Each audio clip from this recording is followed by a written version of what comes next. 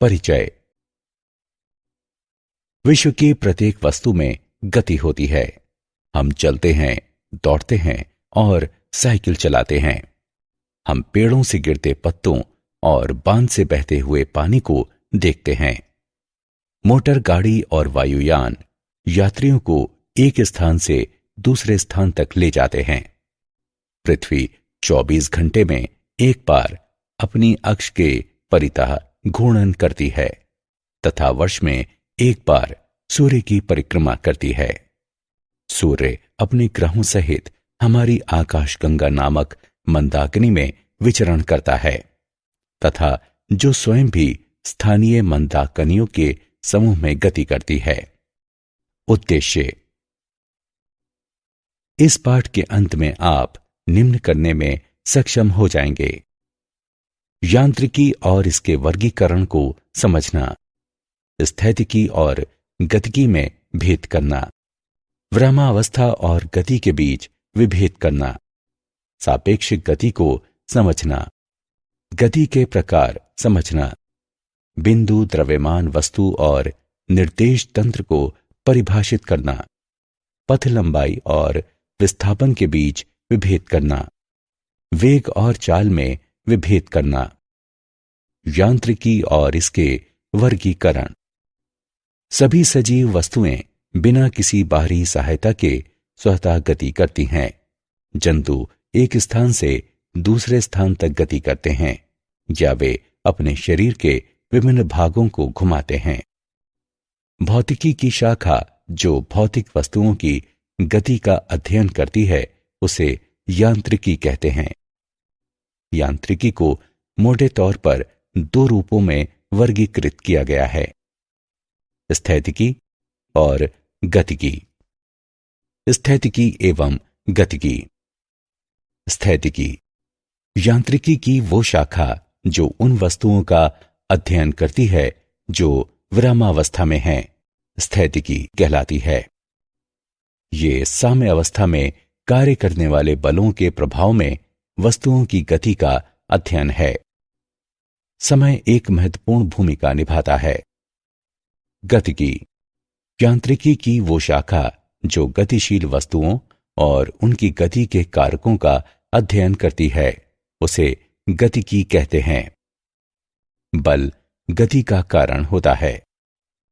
समय इसमें भी एक महत्वपूर्ण भूमिका निभाता है। विरामावस्था एवं गति। विरामावस्था। कोई वस्तु यदि समय और अपने परिवेश के सापेक्ष अपना स्थान परिवर्तन नहीं करती तो इसे विरामावस्था में होना कहते हैं। जब किताब मेज पर पड़ी होती है या कोई व्यक्ति कुर्सी पर बैठा होता है तो वो विरामावस्था में होता है। गति। यदि एक वस्तु समय और अपने परिवेश के सापेक्ष स्थान परिवर्तित करती है तो इसे उसका गति में होना कहते हैं। हवा में उड़ती चिड़िया, पानी में तैरता जलयान गति के उदाहरण हैं। विरामावस्था और गति सापेक्षिक होते हैं। एक चलती हुई ट्रेन में बैठा व्यक्ति अपने सहयात्री के सापेक्ष विरामावस्था में है, लेकिन ट्रेन से बाहर की वस्तुओं के लिए गति में है। एक स्थिति में जो वस्तु गति में हो सकती है वही वस्तु दूसरी स्थिति में विरामावस्था में हो सकती है। अतः विराम और गति परस्पर सापेक्ष हैं। उदाहरण: अपने घर में बैठा हुआ एक व्यक्ति विरामावस्था में है, किंतु धरती के संदर्भ में दूसरे ग्रहों के सापेक्ष वो गति में है। गति के प्रकार। गति 3 प्रकार की होती है। रेखीय गति। जब वस्तु एक सीधी रेखा के अनुदिश गति करती है तो उसे रैखिक गति कहते हैं। वृत्तीय गति। जब वस्तु एक वृत्त के अनुदिश गति करती है तो उसे वृत्तीय गति कहते हैं। दोलन गति। एक निश्चित समय अंतराल में किसी स्थिर बिंदु के आगे पीछे गति करने को दोलन गति कहते हैं। बिंदु द्रव्यमान वस्तु। कोई भी वस्तु बिंदु द्रव्यमान वस्तु होती है यदि गति के दौरान एक दिए गए समय में ये अपने आमाप से ज्यादा दूरी तय करती है।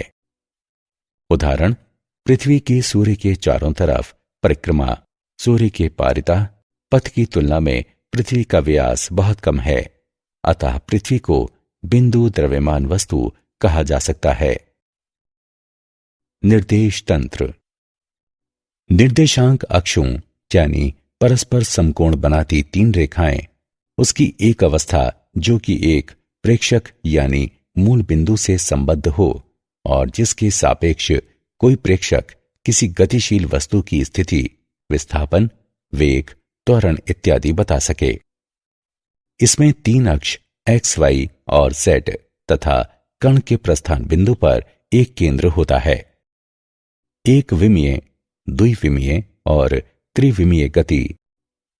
एक विमीय गति तीन निर्देशांकों में से केवल एक के सापेक्ष गति करना, साथ ही वस्तु की स्थिति समय के सापेक्ष परिवर्तित हो रही होती है। उदाहरण, सरल रेखा में चल रही कार। द्विविमीय गति तीन निर्देशांकों में दो के सापेक्ष वस्तु की गति, साथ ही वस्तु की स्थिति समय के सापेक्ष परिवर्तित हो रही होती है। उदाहरण, बिलियर्ड टेबल पर गति करती बिलियर्ड की गेंद। त्रिविमीय गति तीनों निर्देशांकों के सापेक्ष गति, साथ ही वस्तु की स्थिति समय के सापेक्ष परिवर्तित होती है। उदाहरण, हवा में उड़ती हुई पतंग।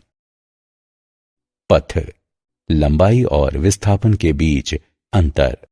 संपूर्ण पथ लंबाई किसी वस्तु द्वारा दिए गए समय में की गई गति के दौरान तय की गई वास्तविक दूरी होती है। ये शून्य नहीं हो सकती। ये एक अदिश राशि होती है। विस्थापन एक निश्चित दिशा में समान समय में वस्तु की दो स्थितियों के बीच की न्यूनतम दूरी को विस्थापन कहते हैं। ये शून्य हो सकती है। ये सदिश राशि है।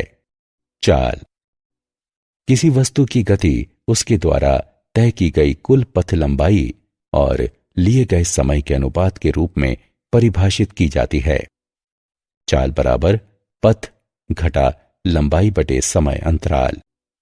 ये अदिश राशि है। इसका एसआई मात्रक मीटर प्रति सेकंड है।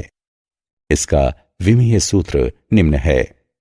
एक समान चाल और असमान चाल।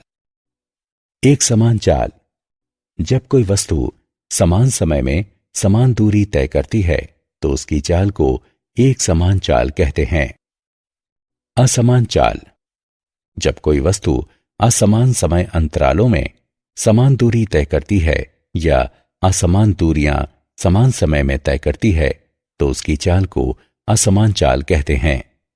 औसत चाल और तात्क्षणिक चाल।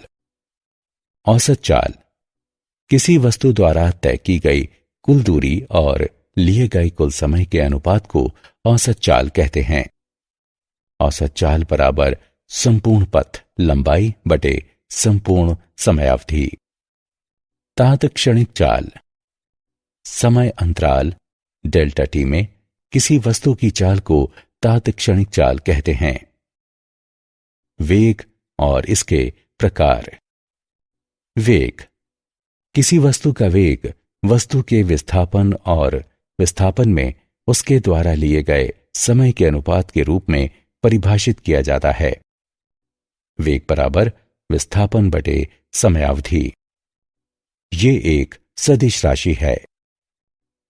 इसका एसआई मात्रक मीटर प्रति सेकंड है। इसका विमीय सूत्र निम्न है। एक समान वेग जब कोई वस्तु समान समय में समान दूरी तय करती है तो उसके वेग को एक समान वेग कहते हैं। असमान वेग जब कोई वस्तु असमान समय अंतरालों में समान दूरी तय करती है या असमान दूरियां समान समय में तय करती है तो इसे असमान वेग कहते हैं। गति का ग्राफीय निरूपण। दूरी समय ग्राफ। दूरी समय ग्राफ से हमें चाल प्राप्त होती है। दूरी समय ग्राफ की प्रवणता से हमें चाल प्रदान करता है। 1. यदि दूरी समय ग्राफ एक सीधी रेखा है तो चाल एक समान है। 2. यदि दूरी समय ग्राफ एक वक्र रेखा है तो चाल असमान है। क्या आप जानते हैं ब्रह्मांड में गति को यांत्रिकी के दो प्रत्यक्षता परस्पर विरोधी सिद्धांतों के समुच्चय से वर्णित किया जाता है। ब्रह्मांड की सभी बड़े और ज्ञात वस्तुओं की गति, जैसे प्रक्षेप्य, ग्रह, कोशिकाएं और मनुष्य का वर्णन क्लासिक यांत्रिकी द्वारा किया जाता है। बहुत छोटे परमाणविक और उप परमाणविक आकार की वस्तुओं का वर्णन क्वांटम यांत्रिकी द्वारा किया जाता है। सारांश। आइए हमने जो कुछ सीखा है उसे संक्षेप में दोहराएं।